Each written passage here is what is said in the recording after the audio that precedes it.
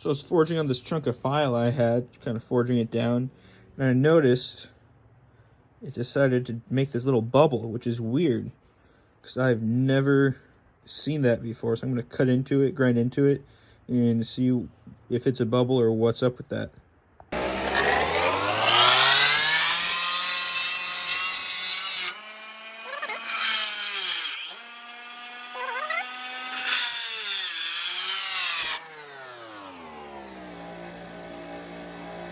Yeah, there we go.